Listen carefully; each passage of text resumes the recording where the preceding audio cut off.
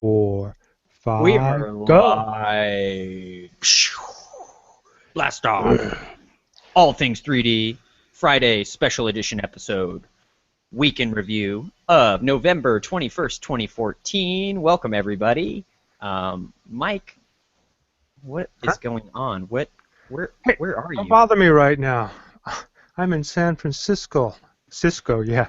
I'm at the Paul McCartney You're in live space on the event. space station, but also attending a Paul McCartney event? How Yeah. does that work? Well, if I you don't get it. notice, I've got my Stütze eyewear on that allows me to put my smartphone in it, and I'm watching the latest release of a VR of the Paul McCartney Live and Let Die song that was just recently done. I want to say Candlestick Park. Oh, Um, that must be a relief being cooped up on that space station all day. You must just yeah, really yeah, that must be kind of a nice outlet for you. yeah. I actually, hang on a second. Let me turn it off. Yeah. Yeah, it does. I think everybody should have one of these Stütze things or the Google Cardboard, and yeah, they'll be able to rock out. But no, it's kind of cool, and let's see. I think I've got a link here. But while I'm looking for it, I'll go ahead and just play some of the Paul McCartney video in the background here and see if we get banned. But let's see. Uh, Radiant Review. That's actually Here we go. So if you guys can see this here, if you go out to Jaunt, they're essentially a new VR media company that uses guys, let's see if we can look at the technology here. A very cool, if you can see it here, this orb with a lot of high resolution camera lenses as well as imagers to combine, and I don't know if it tells you how many there are, but there are quite a few, and they combine these to give you a full panoramic 360. 360 doesn't do it, a sphere type image that then when you look through, like the Oculus Rift or the Google Cardboard, you'll be able to pretty much wherever they station this camera and they put it in two positions in the video, literally look all around you, look down, look up, like you're there. And not only did they do this, but there are acoustic mics in here that provide a full panoramic sound. So as you move your head, you're literally getting a different sound field. So in one case, it's too bad that you can't actually see, but you can. Paul McCartney's playing the piano. Let's see if I go back to the video itself. if you turn your Um, head, you get more in the right ear, and if you turn Yeah, see Paul McCartney on the stage here. So essentially, when you're right in front of him, and you can see the drummer, but if you turn right around, you can see Paul McCartney. And yes, the sound does change depending, and then it goes to another position in front of the stage, and then you can watch them, or you can turn around and look at the crowd. I'm wondering if the crowd realized what was going on, because a lot of them. In fact, I want to say, who's that director, Dotero? You remember the one that did, what was it, Hellboy? And what else did he do? Uh, not Pandora's. Yeah, Pandora's something. I can't remember the title of it. But he's done a few movies. Yeah, Hellboy, I guess, is the more popular maybe with the people in our crowd here. But I think he was in the crowd. So if you get this, download it. If you've got Nexus 4 or anything newer, you'll be able to run it. And obviously with the newer, what do they call it, Quad HD screens, the 2500, is it 80? I can't remember exactly. But if you have one of these, it looks spectacular. Wow. And it's really, I think, going to be a new way to watch concerts or movies, and they're actually going back and doing multiple things. Let me go back to them. I What can't are they wait for going? IMAX to team up with Oculus, making Think some IMAX versions of their thing, so you can well, go. the problem with IMAX is 70 millimeter, and there's a lot of resolution in it, and it's the immenseness of the size. It's companies like this, though, that are using this full panoramic, and they've got some things coming out soon where you're actually going to be part of the plot. You're like a fly on the wall, and you can look at things. You know, it's like a game except a movie. So I'm really excited to see this. And with, you know, the Oculus Rift is a little bit, has a problem because even though you can turn around, you still have an umbilical cord, where if you're using a cell phone, you can turn around and there are no cords, and it really looks good. And I think this is a new gen. But this is Jaunt. They've come out with the Paul McCartney video that I just described. You can get it in the Google Play Store. Sorry for you iPhone users, it is not available there yet. But yeah, I think that's kind of cool. But it's Oculus compatible. Yeah, it is. It will be. It's coming soon. So if you do have an Oculus Rift, and it allows me, who's up here in the space station, to, you know, to kind of rock away and watch YouTube videos and other things. Yeah, like I've got time. I've got to get back to that 3D printer. On that note, what's in the news there? Big news! Made in space! No, that's mine. Yeah. I know. I'm announcing it for you. I'm jumping the gun. You know, stealing your thunder, Mike. Okay. Well, that's fine. I'm sorry. You want me to go right into mine then? Yeah, go into it. Let's get started. That's the big news for the week. Okay. Well, then I will do so. So, getting back to that was interesting.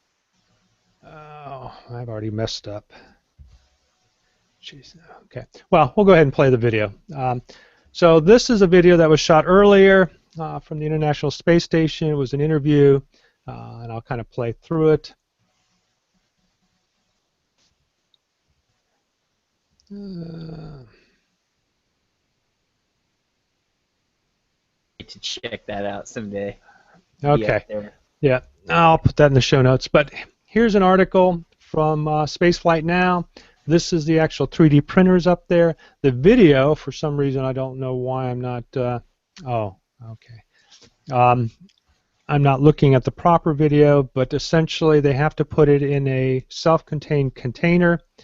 Let's see if they actually have a picture here. But they finally have it up and running. I don't know if they're actually doing any test prints yet. And they said that this was up there in September, but weren't we covering this and they scrubbed that particular space flight? So I don't know. Okay, designing space. Okay, that's not what we want. So I don't. Well, that kind of irritates me. Here we go. No. Is this it? Yeah, there it is. Sorry about that, folks. Okay, so here we go. This is what it looks like. Here's your 3D printer off to the left-hand side. It's in this self-contained.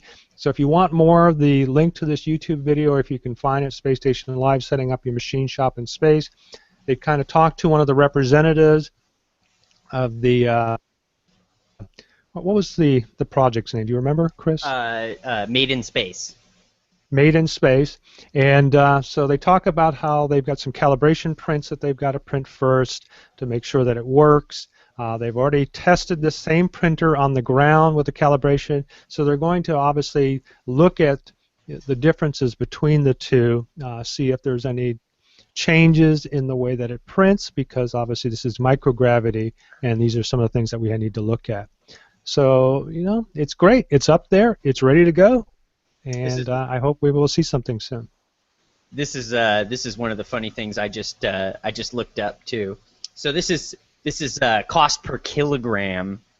This is like how much it costs in U.S. dollars per kilogram to go to the geostationary orbit, like something like or geo or what's GTO? GTO is geostationary or geosynchronous orbit, like where the space station is. So yeah, geostationary is 22,000 something miles away, and so their cost there obviously is more exorbitant. And what was the other one? GTO. Yeah, and so this would be like the cost per kilogram to blast something to the space station, depending on which rocket you're using. So on the low side being 16,000, and the high side being about 28,000. So this is how much it costs per roll of filament. Okay. This is what it costs to get a roll of filament up Yeah, to. well, I think those are for, like I said, GTO, which is 22,000 miles. Obviously, Okay. the space station is much closer, and I think that's the GEO that they talk about there. Let's see, cost per kilo to space station. Station.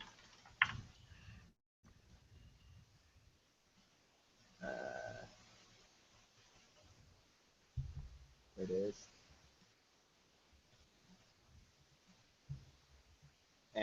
Well, either way, it's expensive. Yep. It's just fun to, like, kind of talk about these kinds of things, like how expensive filament is on the space station, but still really exciting, really cool that they're up there testing these things, making seeing kind of testing the boundaries of what's possible with FDM, or I know this particular model is pretty small and really designed to see if FDM behaves the same way that it does on Earth.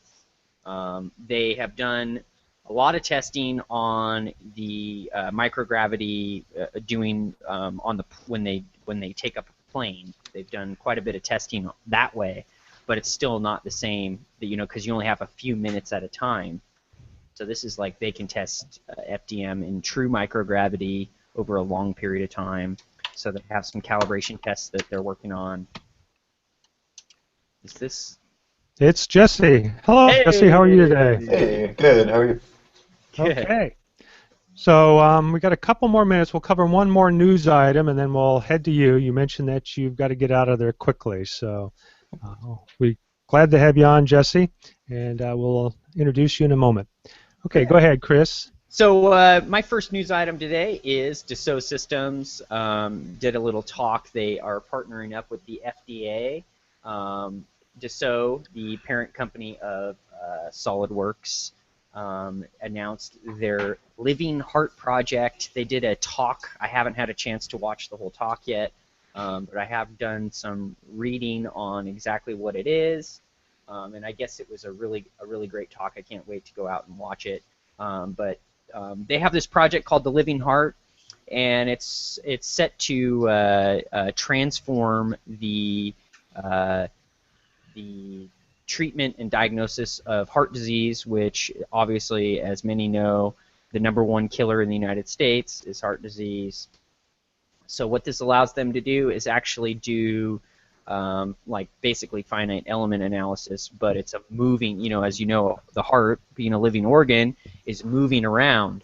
So it's not like most finite element analysis where you are just doing a mesh on a solid object and you're doing, you're analyzing the math behind the stresses of a solid object. This is a heart is moving all the time. So what they're doing is basically doing finite element analysis on a living heart, and it's pretty cool stuff. The link to the project will be in the show notes, and what they're doing all kinds of tricky stuff, like they have basically a holodeck type room where they can walk inside the heart and check it out. So they can take, like we've talked about, they can take like MRI or CAT scan data, I guess, and they can actually go and like basically use this for diagnosis. They're working with Harvard and MIT to kind of come up with a real. This is there, and it's not limited to just the heart, but they're starting with the heart because that's obviously the #1 killer in the U.S. So that's where they're starting, but they plan to roll this out to the full human body at some point. So here's what they're Very cool. yeah, that's very cool stuff. So this is the guy that gave the talk, Phil Levine, I believe is his name. Okay. So pretty cool. And we'll have the link in the show notes. So very cool. I'm going to look at it more when we get done. So on to Mr. Jesse from Autodesk. Jesse's been on with us before, and I'm hoping through my email that we get to hear a little bit more about Spark. We had, what was it? Was it last week or the week before? Garen to talk about Fusion 360 and the Ultimate, and that was really cool. So I know we had an opportunity to talk with Brian from Made Solid, and he probably told us a little more than what he was supposed to, almost a month ago, about this Spark SLA printer, and man, was I excited. But then he said, oh, I'm probably talking a little bit too much, and that's why I wanted to get you on so that you could talk a little bit more about it and the Spark initiative. So you have the floor. Sure. So really just to clarify, and we're trying to make sure everybody understands the differences. There's Spark, which is an open source or an open platform for building 3D apps, right, and building other things in that marketplace. And there's Ember, which is a DLP printer that we have put out, and there's an early adapter program that's about to be released in January, where we're looking for people. So if you know people that want to be on the early adapter program and start messing around with this amazing DLP printer, send me a note, and I'd be happy to get you signed up and see what we can do there. Can I publicly tell you right now that I want to be on? Yeah, I think you're on the list already. Okay, great. Yeah, you should be receiving a note in the next week or two. Awesome. Great. Okay, so it's good to know. So there's actually two programs, and I've actually applied to the Spark Initiative. I guess you have a funding or some type of program. I'm working on a new photogrammetry system that I put together a little, I don't know what your little form indicated, your elevator speech, I guess is what you called it. So I put a paragraph together of what I'm wanting to do, and hopefully I'll hear back. It would be kind of neat to be part of the Spark Initiative, but yeah. So maybe you can elaborate a little bit about that. Sorry, I didn't mean to interrupt you. No. The Spark Fund is amazing. So this kind of sums up where we're going as a company, right? Is the Spark Fund's a lot of money that we've set aside for groups and people such as yourself to really start to innovate in 3D and really grow this ecosystem. Not just the Spark ecosystem, but the 3D ecosystem. What we've realized is that 3D printing is pretty horrible. Like a lot of things don't print, and a lot of people are just printing things that they could have made a different way. It's just easier to print. And we want to take it beyond that. I mean, we really want to take it to that next stage, and the Spark Fund is a way to help kind of open that up to the larger 3D community to say, if you got a great idea, we'd love to help you fund that and pursue that. There's some great examples that are already out there, and I'm kind of getting myself caught up here because I'm trying to remember what I can tell you and what I can't. But there's keep talking really quickly. Yeah. Maybe you'll slip. Right. There's definitely some people that we're working with that are dealing with 3D printing electronics on top of plastics. So they're basically having a living model coming out of the machine. And that's the stuff, too, that, I mean, anything on that level we're really interested in, and also material science, obviously. So Spark Fund is that. And that's really what Spark is set up for. Spark is, say you have this idea and you want to move forward with it, but you need an app to make it. Or say you're Inventables, right? Inventables just made an amazing desktop CNC machine, but their software only does 2D right now. What if we gave them, through this platform, the capability to make a really cool 3D app so that they could, send that to their system? That just helps them grow faster. It helps the 3D market grow faster, which in return, I think it helps everybody. Right. So how does this different from the crowdsourcing funding that's going on? Is this specifically Autodesk money being pushed into the entrepreneur or the innovator? Is that what makes this different? Yeah. So as opposed to crowdsourcing, where you're shooting an idea out there, and the ether's getting very much bigger. Especially when you're talking about Kickstarter, we set aside some funding specifically for this. We know we want to grow this area. We want to continue to help foster creation in that area, and that's really what it's about. And that's the same thing. The printer. I mean, Ember, which by the way prints under 20 microns, and it looks fantastic. I got to use one in Paris. It's an amazing machine, but it's open source, so that when you get the printer, it's not like you're going to sit there and just rock out models. You can, But really the idea is, we're going to give you the printer, the plans are going to be inside one of our programs, and then you get to hack it, fix it, do whatever else you want to it to make it for your use case scenario, or to build something new out of it. And that's why we went with DLP too. I mean, I think that it's a higher resolution and a faster build time. So does the Ember include the DLP printer? Can you talk about that? Okay, so is it built into the base? And how much can you talk about it technically? Obviously, I've heard from Brian that the prints are amazing, as you indicated, but we're kind of curious because of the size of it, which I haven't actually seen one, so I can only talk relatively. It appears fairly compact. And from my experience with a lot of the DLP printers, they're larger than the base that you show there. So are you using a new technology, maybe an LED process or something that hasn't been explored yet?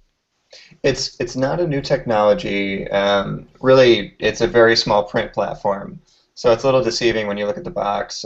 We really set that up for the base model to be all about jewelry and highly complex items on that scale. So the base of the thing is really like 2 by 2, which is very, very small, but it's perfect for doing, really, really high intense like jewelry designs and things of that nature. What we're hoping is that people can take the projector that we put in there and kind of explode it into doing something larger. Okay. Yeah, that would be some. Well, what's the physical bed size? I mean, you say about doing something larger, but you're kind of limited to the bed size itself. Yeah, and we haven't released the full specs yet, but I mean, let's just say it's 2 by 2 by 8.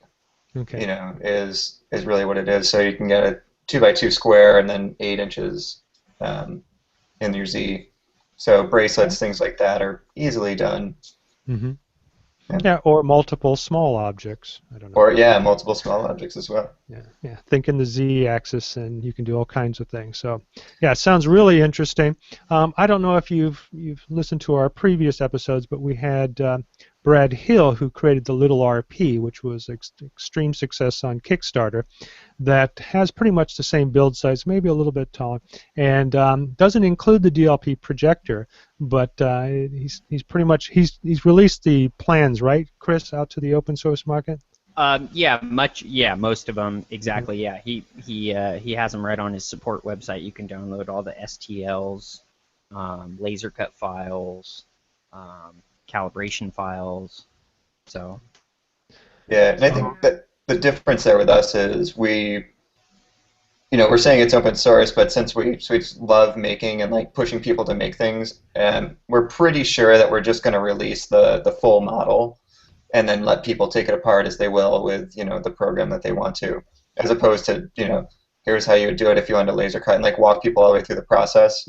We'll give you we'll get you a certain amount of the way, and then you got to figure it out yourself. But I'm sure there'll be a BIM. All that stuff will kind of come out at CES in January. Do you think the overall push of Autodesk has really changed since Carl Bass has taken the helm? I've noticed that you become much more personal, getting the maker and the people who are just experimenting, the garage tinkerers now involved with it, with your lower cost 123Ds, and then now you have the Fusion 360 for somebody who may be just starting out, maybe a professional already, but just can't afford something like SolidWorks or Inventor, and now you're bringing a lot of professional tools for very little money. Is this kind of something that was already at Autodesk, but Carl Bass has kind of taken it a little bit further? Can you expound upon that a little bit? No, it's something that definitely Carl brought with him. Carl being a maker at heart, just really he understands that the best our tools are going to be is what you can make with them. And that we also need to democratize design because, before we started looking at 123D and getting this stuff out there and looking into the maker movement, there's really only so many industrial designers on the planet, and there's really only so many engineers on the planet. And if you're only catering to that market, you're always going to run head-to-head with somebody else, and both parties are going to lose. They're going to lose half the population either way. So I think what Carl's done is really smart with opening it up to everyone and saying, if you're a 5-year-old, start creating stuff. If you're a 75-year-old grandmother, start creating stuff. And just we're going to open it up by lowering those barriers to entry. So things like Catch and Creature, which you'll see a giant update for in January. Okay, that was gonna be my next question. What are we looking for updates in the 123D series? So you just mentioned the Creature Maker is going to get an update. Anything else that you can talk about? Yeah, I mean, Sketchbook just came out on subscription a few months ago, and that's been a really big hit. Catch on Android came out last month. No, I didn't get that last. What was the first one again, Jesse? Sketchbook, which is it's just a drawing tool. Okay. But by designers, it's the drawing tool. Illustrator is really tough to draw in. Photoshop's very difficult. CorelDRAW we won't even talk about. But Sketchbook actually is a really great product. And I don't like tooting our own horn too much, but I think that one. Well, it was one of the first tablet-based applications. It came out for the Windows tablet when there wasn't tablets. It was one of the first products. It was one that I kind of promoted when the tablet portion of Windows came out. And then obviously it's available on in an iOS environment and I'm assuming an Android, correct? So if you buy a license, is that also included, or is that? I think there's a Sketchbook free and a Pro version for the Android and iOS. Is that correct? Or? Yeah, so we've really changed our model with the subscription where you either buy in or you don't. And that's kind of where we're headed with everything. So instead of having 7 versions of Sketchbook, we're going to have 1. And then inside of that 1, I think you'll be able to upgrade or do different things if you want specific tools. And that's sort of the direction we're going with 123D too. I mean, you'll see Mesh Mixer. You can kind of look at the series of things that are happening with Mesh Mixer and Catch and Design, and especially Tinkercad, and see where we're going by kind of trying to put some of those more together so there's not all these like random apps, but you can use them all at once. So like Mesh Mixer, great example. We just included the way to make tubes inside of it, and the tubes work directly with 123D circuits. So now if you want to print something that has circuitry in it or that needs to have wiring in it, we're letting you do that inside of it, so you don't have to redesign all the time. That sounds excellent. In fact, I've got something I'm going to be doing soon. I have these robotic camera heads that I use from Swivel, but the what would you call it? The marker is unidirectional. So I'm creating something that let me go to my camera here. That kind of encapsulates like this microphone here, so it has about 18 infrared LEDs around it, so it can be seen from everywhere. So I can see utilizing something like that to put the LEDs in, but incorporate the ability to put wiring internally. So I'm going to try that out. That sounds pretty cool. Yeah, that's a big one. And then in the circuit world, I would be prepared for some really big, cool updates. I think we're really going down that path, as well as Tinkercad. When you look at, we have a program it's on the web, but we really haven't done a big announcement yet. It's called Project Ignite, and that's kind of, again, back to that fostering 3D communities. We realize that a lot of teachers have circuits and have 3D printers in their classrooms, but no one has curriculum for it. So Project Ignite is kind of starting to help with that and put projects up that are specifically for the classroom learning. Yeah. I have one more. Can you start telling us about Project Kindle, or maybe Project Tinder? No, I'm just kidding, because it seems like there's a theme going on here. There is. I think everything's about to be lit on fire. All right. Later we'll put the Autodesk candles out. Yeah. One more thing before you head off, Jesse. And now I've already lost my. See what you did, Chris. Now I've lost my. Thanks a lot. Oh well, I guess it wasn't that important. So it looks like you've got some exciting things coming up. I have played around. What do they call it? It's part of your Spark, the circuit designer. What is that called again, Jesse? Just 123D circuits. Okay. So I played around with that. Pretty neat. Very easy to work with. Good catalog of components. And I'm stalling. I'm trying to figure out what I wanted to say. Oh well, I guess it wasn't that important. Will it be compatible with some of these new shop bots that, like you were saying with Inventables, that can mill out PCBs? Yeah. So yeah. Okay, I remember what I'm going to say now, so I better say it. So I've been working with our local library system, and I found that they're not really pushing forward with it. And the main reason that I'm being told, maybe there's just cutbacks in our county, that they don't have the funding to get somebody who's capable of running these things. Have you found this in other counties or library systems that they Yeah. have interest? In fact, Google had supported them a year ago to put their own little mini fair together, but they just don't want to hire somebody specifically to do that, and I guess they're afraid of people burning their fingers or just the fact that it's high technology. But that's the answer I gave, and I said, well, I'd come in and go in and provide maybe a weekend little seminar or workshop for the kids over the holidays, but haven't heard back. So they're very leery of getting into this if they can't support it. So what have you found, Jesse? I think we found the same, and that's really where we're going with some of this Ignite stuff. Is if we can get somebody like you, an easy curriculum that we've tested time and time again, to go into a library, that's the only way we're going to win. I mean, to get a librarian to come out of their comfort zone and out of their pay zone to do the extra work and to learn how to do 3D is, I mean, it's really just unheard of. But in a high school level, we're seeing libraries pick this stuff up. That's where they're going, is high school libraries, college libraries. Those people are really picking this stuff up quickly. Yeah, our community college has just gotten, I don't think they got any, they may have gotten some Autodesk funding, but they also have a 3D printer now, and that's Questa. But back to the library, so you said you're putting together a curriculum, so maybe shoot me an email and so I can look over it, because I was planning to incorporate Mesh Mixer to create little Christmas ornaments. Let's see how maybe that could And again, I think that there's a huge amount of opportunity to be found, outside of traditional like education systems, like in the maker spaces or after school workshop spaces, kind of like I don't want to call it daycare, but Creative zones. Creative zones, tutoring centers, places where you could have basically a turnkey solution where you sell a package of 3 printers, 3 different even different types of printers, and then offer some sort of curriculum, because obviously we know additive is immensely it's a fast-growing space of the economy, and and I think really the limiting factor right now is not the printers themselves, but it's the creation of the 3D content. That's where the choke point is.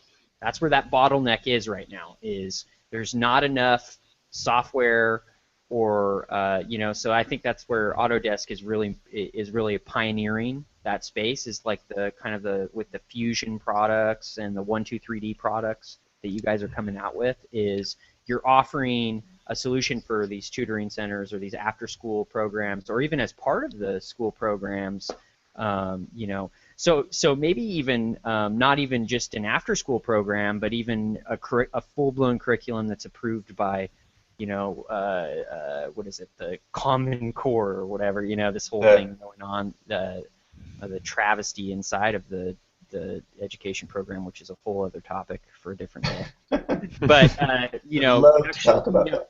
Yeah. So are you working on getting these programs actually into the schools, or just as a supplement to what's going on? What we've realized is that when you start to get at that level, and we watched Make Magazine do it, we watched to some extent Tech Shop do it, and some other people try to get in at that level, and we realized that it's not a good fight.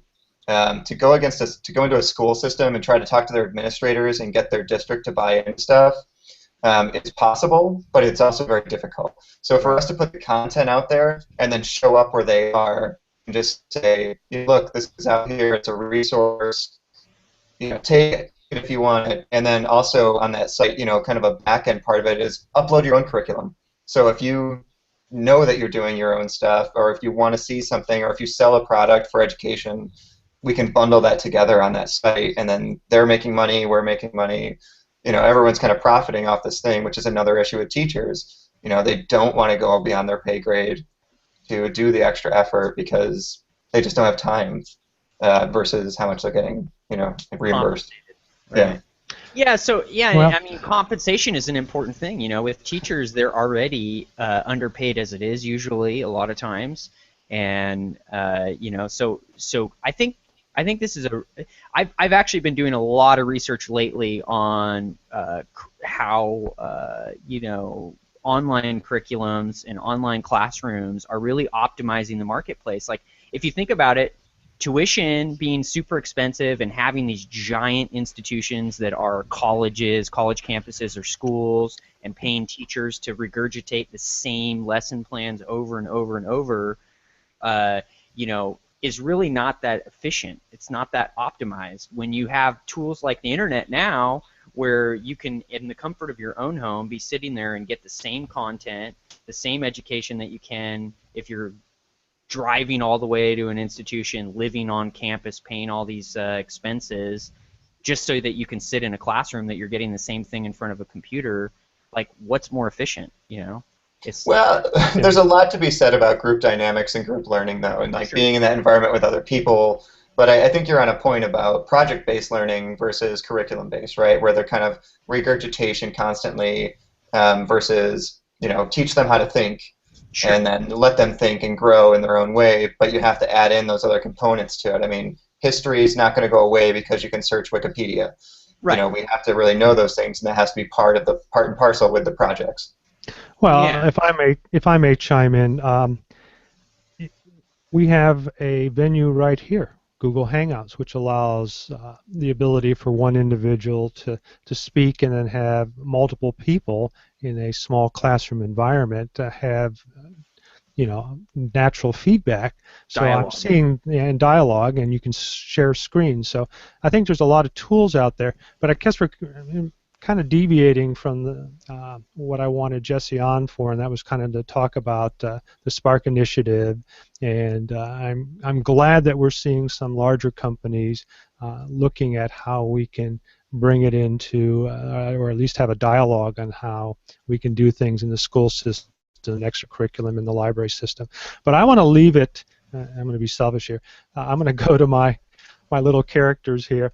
I've turned them into little chess pieces now, but I use Mesh Mixer to clean up and actually add.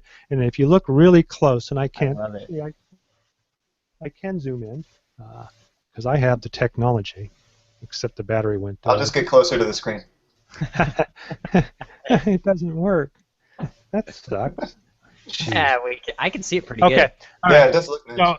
So essentially, this one here is my wife, and that's actually her face. If you could really zoom in on it, you could tell it's her, and then this is me. So this is a combination of both using a prototype Fuel 3D scanner, and then this is my lens system with the structure sensor that actually scanned her whole body. She has a gypsy, what would you call it, dancing outfit. So I painted them, put a little base on them, and I've added them to my chess set. I'm going to see if my kids, the older guys, when they come down for Thanksgiving, will realize I say, hey, let's go play a game of chess and see what they do. But yeah, that's kind of the direction I go with all this stuff. And if it weren't for some of the free tools from Autodesk, you couldn't explore these kind of things. So hats off to you, Jesse, and I appreciate you coming on. You mentioned you've got the bow out, and then we'll move on with our show. So yeah, thank you, Jesse, again. Keep us up to date, and definitely get us the info, because I'd love to open up a little tutoring lab here at my office, and maybe have an after-school program, that's volunteer. Maybe even free, or at least just pay for materials, Yeah, I would definitely, I'll keep up to date on that, and, as we get closer to CES and all the major announcement times, we'll have to get back on and kind of tell you what's going on. Okay, well, on that, we'll move on, and thank you again, Jesse. Bye. Thanks. So I'm going to go on to my next, actually, have you gone on with any of your 3D news items, Chris? Yeah, well, we just talked about the Living Heart project, which kind of leads into this robotic hand talk. Okay, so I'll go ahead and bring that up. I found this in the news. I use Google News, if I could talk, News, to look up some items, and this thing popped up, and I don't know if anybody else has covered, but I thought it was interesting on a couple of areas. One, as you can see here, they're actually using muscle sensors to control the actual servos, the robotics, and it actually, if you look at the video, since I don't have audio, you can look for it yourself, actually provides a fairly realistic grip. They talk about a person who's getting this prosthetic, but in the video, let's see if I can bring it up, they show something that I thought was kind of cool. What makes this a little different, and we've talked about this ourselves, is the ability, did I lose my lower 3/3 or 2/3?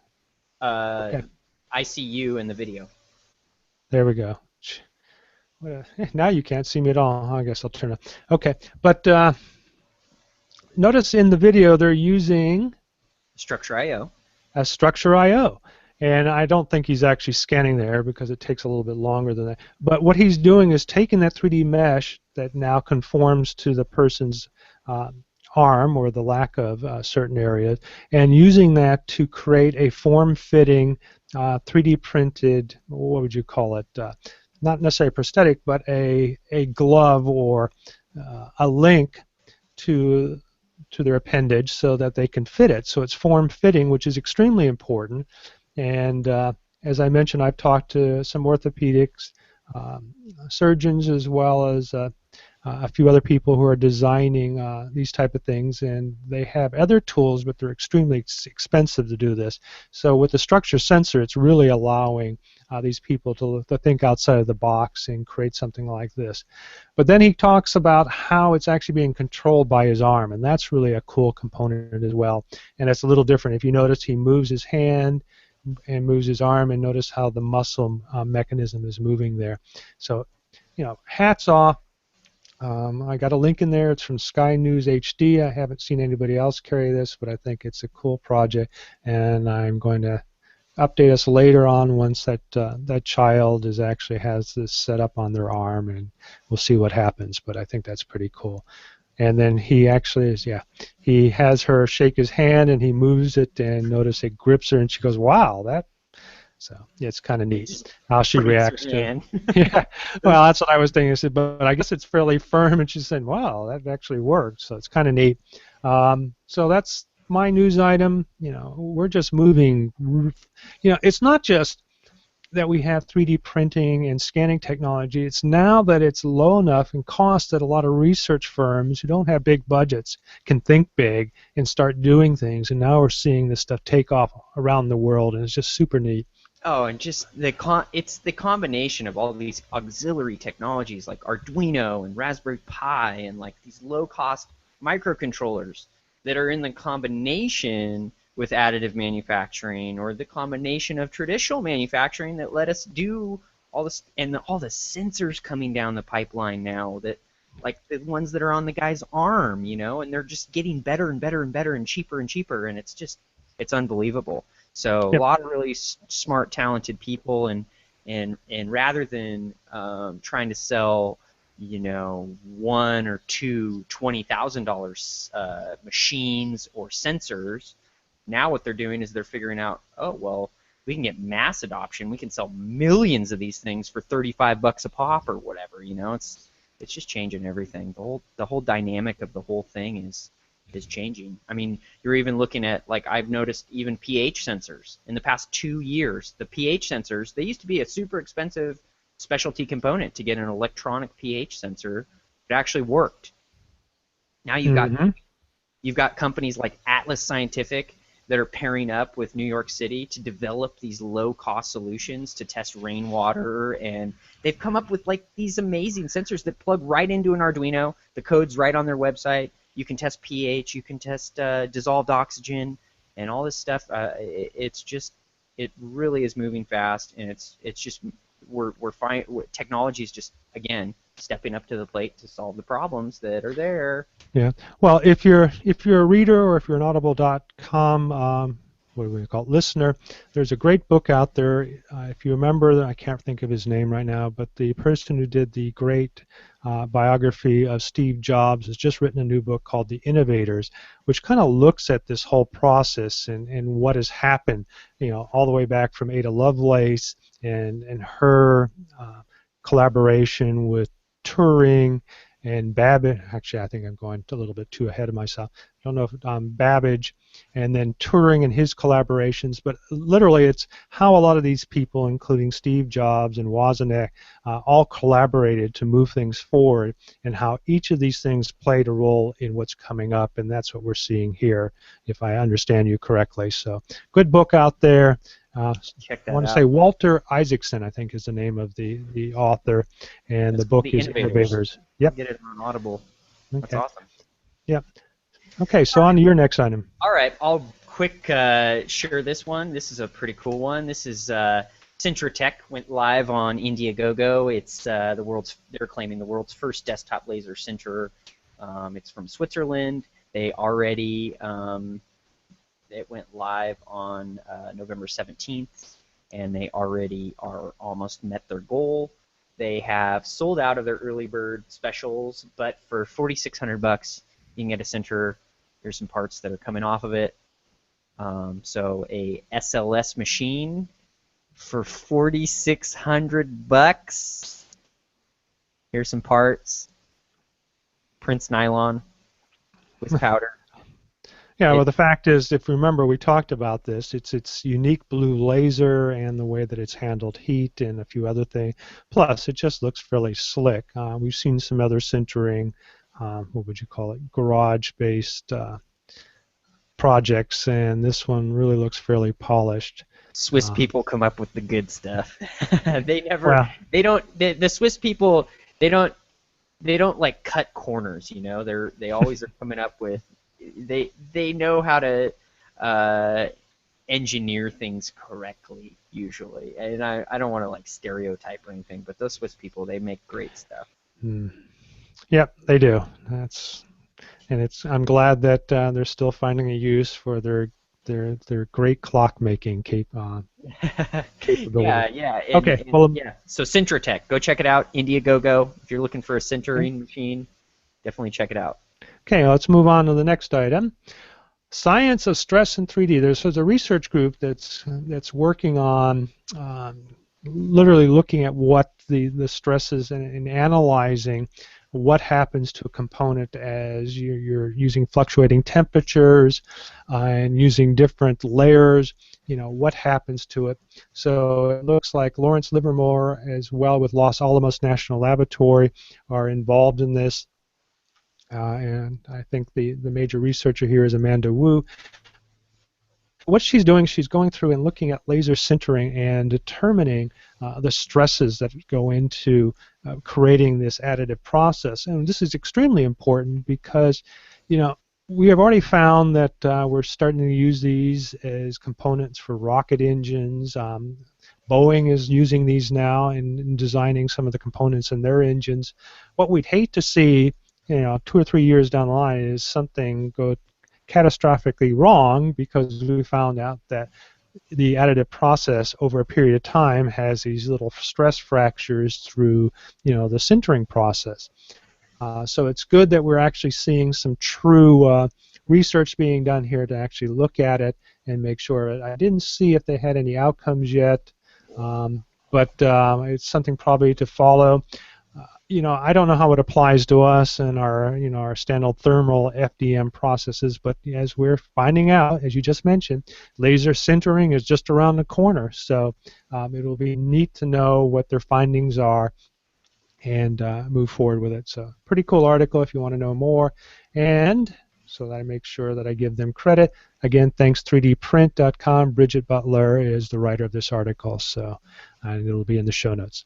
So on to your next item. My next item is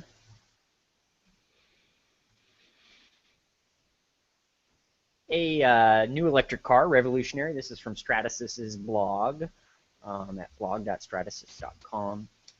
They have built with the Aiken University. Can you zoom in a little bit, Chris? Yeah. I found that 175 gives a fairly good. There you go. Thanks. So this is out of Aiken University. They have used a Objet 1000 to build a new electric car from start to finish in less than 1 year. Here's some pictures of the car here. What was the company again? It's Aiken University. Okay, so it's a university. And they're so they're using this machine to, it's an Objet 1000, so a PolyJet machine, to build multi-material, multi-color components, and so they'll be showing it off. It's called the Street Scooter, and they're showing it off at Euromold from November 25th to 28th in Frankfurt, Germany. They'll be showing off parts of it. So they are digitally manufacturing this car, and they have designed it start to finish in less than 1 year. Very cool. So hats off to them. Pretty amazing. Yep. And I just read somewhere that I think is it Mercedes is also doing something with 3D fabrication in the newer designs or in prototyping. So it seems like, we both know that 3D printing has been around for some time, and this isn't something new, but are we just seeing that more people are taking chances? Are the tools just gotten better, or the actual process has gotten better, that we're starting to see not necessarily prototypes, but working prototypes, vehicles? Obviously, we see a lot of it in medicine now. But in my interviews, this stuff has been going on for some time. So what is your thoughts on that, Chris? Do you just think the tools have just gotten better, the popularity, now people are It's a covering it? combination of many things. I think we're seeing that the tools are obviously getting a lot better. The adoption is going through the roof right now. So we're seeing more and more people use it. So that means more brains focused on tackling these problems with manufacturability.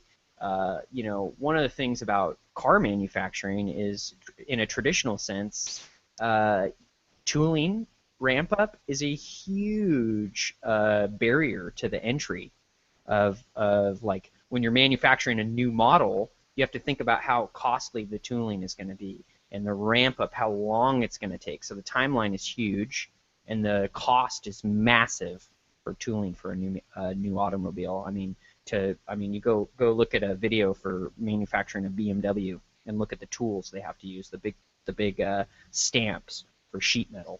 Massive amount of steel is required. The machines to mill the tool are immense. Millions and millions of dollars.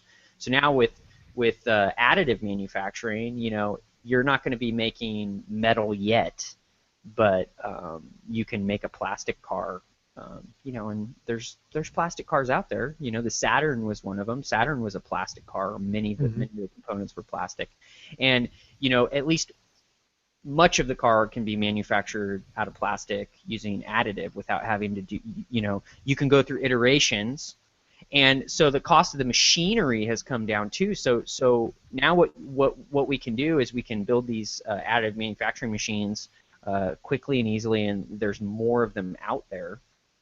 So we can allocate those resources to iterative design. We can make more iterations more quickly.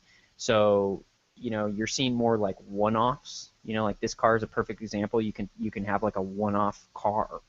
And we need to change that, or I need to change that. You're seeing customization as an option now. Yeah, if you remember in the old days, especially for body design, they literally would carve these out of clay. Yeah. And then they went to CNC and were able to carve them out of clay again, but using computers to do the carving, and then they've used other materials. So yes, I do agree that this is just a direction to go from. So yes, I think it's great that we're moving forward with this, and let's get into our projects. One of the things that I was working on this week, if you remember last week we had the gentleman on, what was his name, that created a print-to-peer. .io, great product. Yeah, so as we talked about it, I went ahead and got a Raspberry Pi V+. Got a little micro SD card, and I was correct. The B Plus does require a micro SD, as well as the new, the A Plus. So they've gotten away from the SD card. So keep that in mind. You need to get a micro SD card, but you only need a 4 gig card, so nothing real large, and you can get those for like $10 now. So they provide an image. They provide you a tool that you can download. and then you can export the image to the card, and then you pop it into the the Raspberry Pi, and then pretty much it works, almost. What I had to do is I tried to use the LAN connection, and when you first set it up, it searches for it. But I went in and did some manual configuration file changes to support my Wi-Fi network, which is secure, and they make it very easy. You just get a couple of text files, modify them, add it to it, and then it manually uses those to make the modifications. So you don't have to know anything about Linux or changing any of the config files. It's just 2 files to change. Popped it in there. It still wouldn't see it, but then the next thing I know, I had a dashboard. So it saw my unit. And then I was able to add my Castle Clear. Now, with the B+, you have 4 USB ports, but keep in mind that the 4 USB ports, one of those has to be used for the Wi-Fi if you're using Wi-Fi, which is what I'm doing because I have all this located away from a wired connection. So I was able to connect to it and set up my printer. I have a Castle Clear, which is a printer. They don't have a setup for that, but you can go to New Print, and I'm sorry, I'm in the actual dashboard. You can go to Settings over here, and this is all web-based, so keep that in mind that their application requires you to have a web connection. It is not internal on your own LAN system. I haven't had a chance to actually get as far as you have. I got my Raspberry Pi right here. I even got one of these little no IR filter cameras to plug in. Yeah. And so my camera's not here yet, so I haven't been able to test it out. And apparently there's 2 cameras. One has an IR filter. I chose to get the one without the IR filter because I'm theorizing that later on downstream in some of these 3D print applications with these print-to-Pi, that there will actually be a thermal camera that uses the no IR filter camera. So you might be able to actually take a thermal image of your printer to see. You could diagnose. You could watch an actual infrared print. Yeah, I don't know if you'll have the sensitivity to do that. I don't know. Camera. I just chose to get the no IR filter. Well, and there's a little hack that you can do in order to block out the IR. Just put a little blue filter in front of it. So back to the screen here, because we're almost running out of time. You've essentially, you go to your settings, and it identifies on the left hand your print-to-Pi, and you can rename it if you want. Tells you the version number, and then tells you the printers that you have online. As I said, I made it Castle Clear, but I could go down here and add new printer types, which is what I did.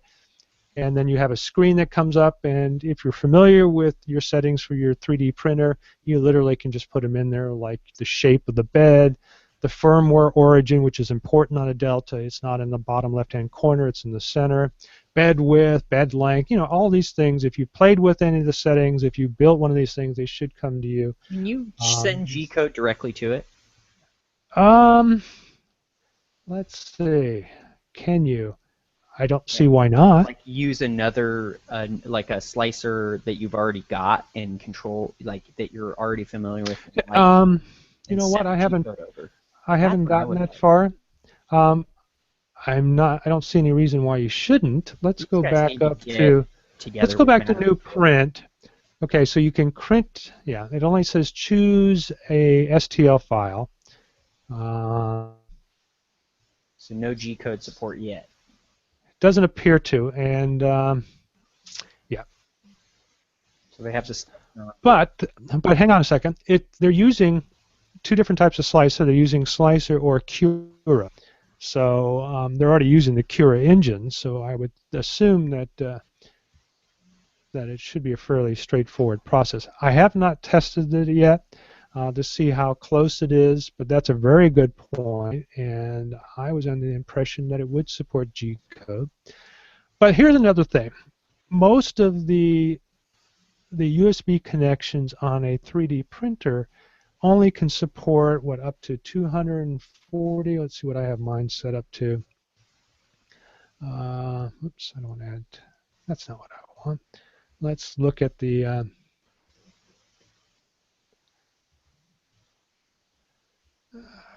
Here we go. I can only support up to 250,000 kbits per second. That's not really that fast, especially when you're sending 3 or 4 meg files.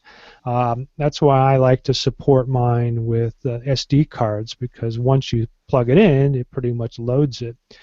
Yeah, it's sneakerware, but I find it faster than hooking directly up to it. The other thing is, until I get the camera, if you're in another room, you still have to make sure that your filament is loaded. You still have to make sure that nothing goes wrong in the start process.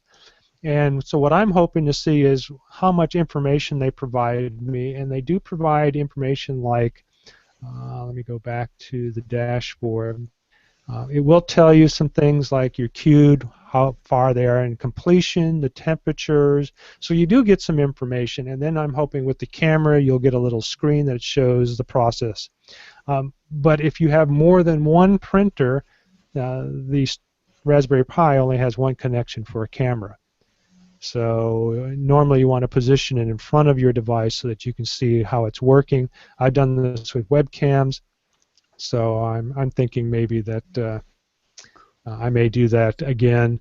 But it is a good start, and I don't know what they're going to be charging for it, but currently in the beta it's free. So all you have to do is supply a Raspberry Pi and then download the image and then go for it. Very easy to set up, fairly complete. But as Chris said, it doesn't seem to do G-code right out of the box, which would be another cool feature to be able to dump G-code to it and bypass the actual printer functionality. So hopefully they're listening, or I'll provide them feedback over the weekend. All right, on to your project of the week. My project of the week, I have a project. I'm working on a Gokupy right now.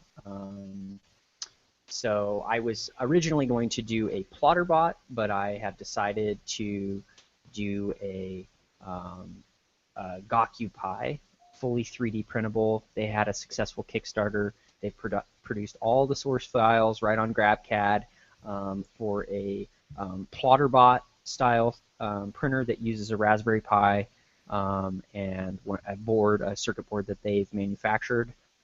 Looks like pretty promising, really high quality plots coming off this. And since we're short on time, I'm just going to jump right into my Print Whisperer tip of the week. Okay, go ahead, and then I've got a couple of other items I want to get to, or updates too. My Print Whisperer tip of the week is I am in love with Matter Control 1.1. Matter Control is open source. Head on out to it's produced primarily by the hackers over at matterhackers.com. I think that's. Now, if I remember correctly, they are now using the Cura engine. Is that correct? They have. You can use any engine that is open source, currently supported. They have 3 different ones. Where am I?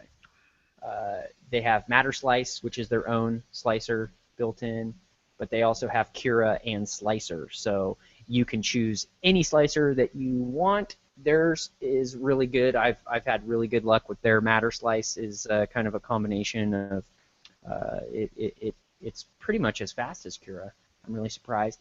But one of the best features that they have, I'm going to have to do this, is found under the configuration menu up here, which it doesn't look like it's updating on. You can't see it on my, but they have a feature called automatic calibration, and it's automatic print leveling.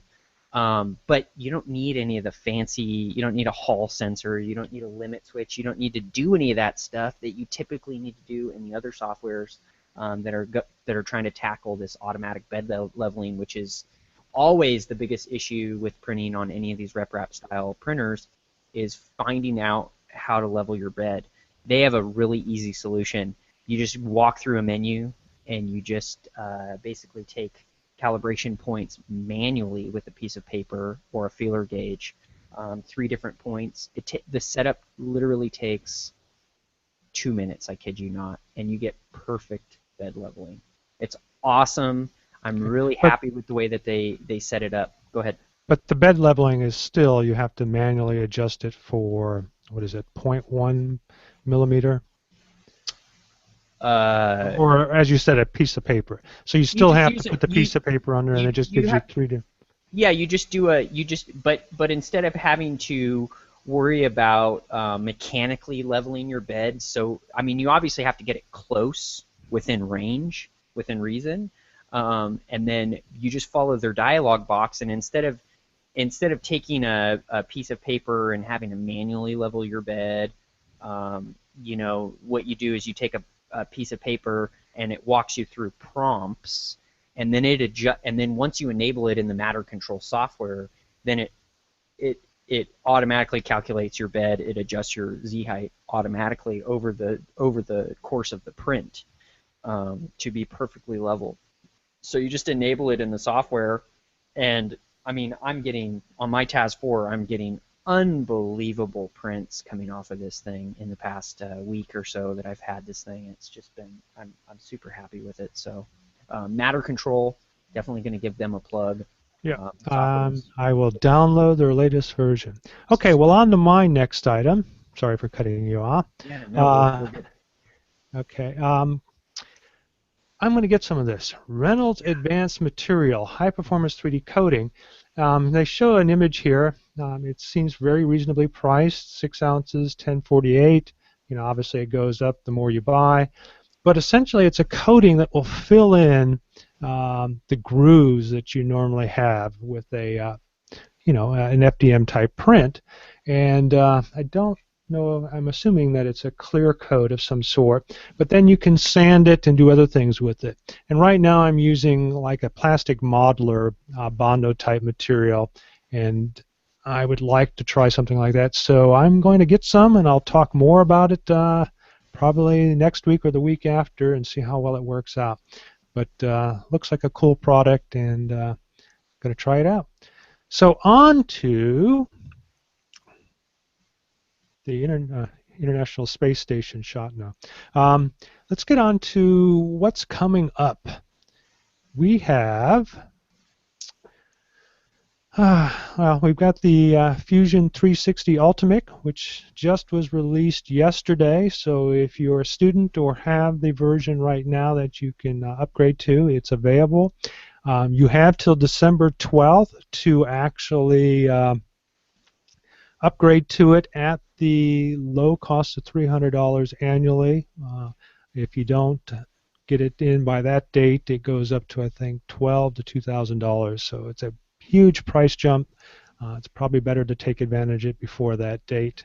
If you're a student, from what I was told, and if you remember our last episode, you need to take advantage of it and pay the $300 before December 12th, because when your student license expires, you will have to pay for it at the higher cost. So keep that in mind if you're a student. Next week, we've got a couple of interviews. We have an interview at 9 a.m. Pacific time with Mike Devick from Doob. They create this high-resolution photogrammetry system which allows you to do a 1/100th of a capture. And if you've noticed, we've kind of discussed this with a number of people, artists and so forth. What makes them different is that they've created a booth setup, and they're trying to bring it obviously across the world so that people can literally go into this booth and get a high resolution, high color texture image of themselves. And they'll also provide print services or just give you the file and you can work with it. We're also going to be doing an interview, let's see, is it next week? Yeah, with one of the professors locally at Cal Poly, which will be very interesting because back in the early 90s he used some CT scanning and a paper-based laminating system, very similar to the what is it, the I-Core system? What's the name of that system? But without color. But he uses to create a skull based upon the remains of a murder victim, which then helped them solve the case because a forensic scientist artist was able to fill in the muscle structure and actually create an actual image of that. So love to hear more about it. He's actually got some video to show us as well.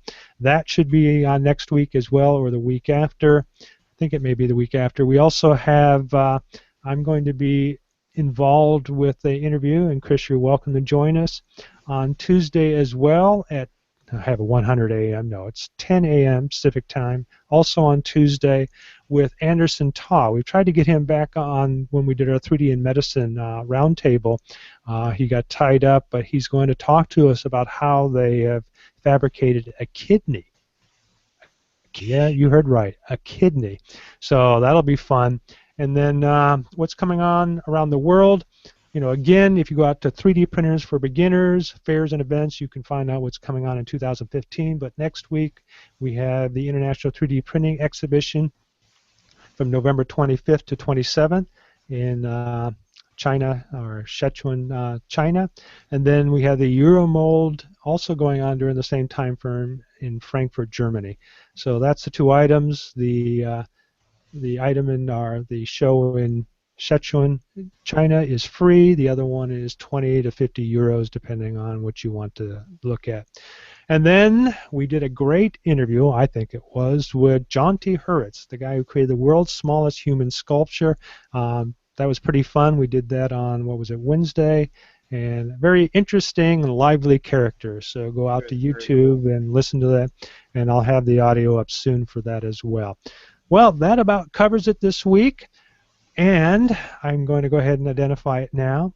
It looks like we've nabbed an interview with the actual CEO of Autodesk, and he will be on probably before Christmas or in January to kind of talk about their initiative, and also Jenny Lawson, I'm sorry, from MakerBot, who just accepted the invitation. Either it'll be at the end of this month or next month as well, to kind of talk about their new initiative. They've made, in my opinion, some really good changes at MakerBot.